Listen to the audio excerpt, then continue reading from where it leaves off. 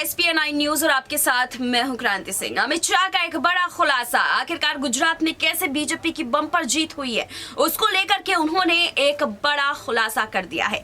आपको बता दें कि अमित शाह के इस खुलासे के बाद मानो जैसे कि तमाम विपक्षों में जो है हड़कंप मच गया हो। बीजेपी के नेता भी अब जो है अपने इस राज को छिपा नहीं पाए और इस बड़े राज के खुलासे के बाद जो है विपक्ष ने भी ठान ली है कि ऐसी ही कोई रणनीति बना करके वो भी आगे बढ़ेंगे। लेकिन हम आपको बता दें कि 2024 के चुनाव को लेकर के अमित शाह का भी एक बड़ा बयान आ गया। अमित शाह ने कहा है कि गुजरात में इस बम्पर जीत का जो है बहुत बड़ा पॉजिटिव इफेक्ट 2024 के लोकसभा चुनाव पर भी देखने को मिलेगा।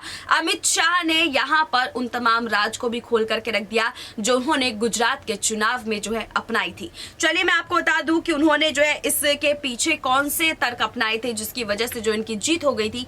देखिए, दरअसल केंद्रीय गृह मंत्री अमित शाह ने कहा कि गुजराती जनता ने 1990 में और फिर 1998 से लेकर 2022 तक लगातार प्रधानमंत्री नरेंद्र मोदी की लीडरशिप में बीजेपी पर भरोसा जताया है। आदिवासी, जंगल और कच्छ समेत दूर दराज के इलाकों में बीजेपी ने विकास को आगे रखा। बीजेपी सरकार में एक भी घोटाला नहीं हुआ। बीजेपी ने ईमानदार, पारदर्शी और समर्पित रह सरकार का उदाहरण पेश किया है। गांधीनगर से ग्राम पंचायत तक आज बीजेपी है।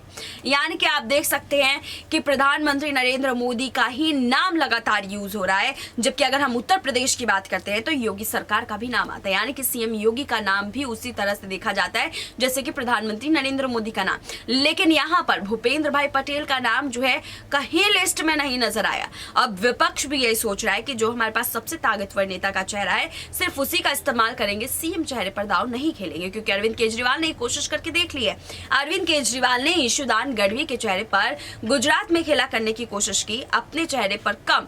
इसीलिए वहां पर जो है ईशुदान गढ़वी के नेतृत्व में आम आदमी पार्टी हार गई। लेकिन बीजेपी प्रधानमंत्री नरेंद्र मोदी के चेहरे पर बीते 27 साल से जीतती हुई आ रही थी और अगले 5 साल का कार्यकाल भी उन्होंने जीत लिया है। ऐसे में अब विपक्ष सोच रही है कि आने वाले समय में जो है वो भी इसी तरीके का कदम उठाएगी और अपने किसी बड़े चेहरे के ऊपर ही जो है हर राज्य में चुनाव लड़ेगी। देखना बेहद दिलचस्प होगा कि अमित शाह के इस खुलासे से क्या भाजपाइयों को ही तगड़ा झटका लगेगा, क्या भाजपा के खेमे में ही जो है घुसपंदी होगी। यानी कि बड़े चेहरे पर अगर वो भी खेला करते हैं, इस बड़े राज से पर्दा हटते ही अगर तमाम विपक्ष भी यही रणनीति अपनाती है तो जाहिर सी बात है कि भाजपा को तगड़ा झटका लगेगा आगामी समय के चुनाव में। लेकिन देखना बेहद दिलचस्प होगा कि आखिरकार अमित शाह के इस बयान के बाद से बीजेपी खेमे पर कितना बड़ा असर पड़ने वाला है। फिलहाल आज के इस खास रिपोर्ट में बस इतना ही। देश दुनिया की तमाम बड़ी खबरों के लिए देखते रहिए SPN9 न्यूज।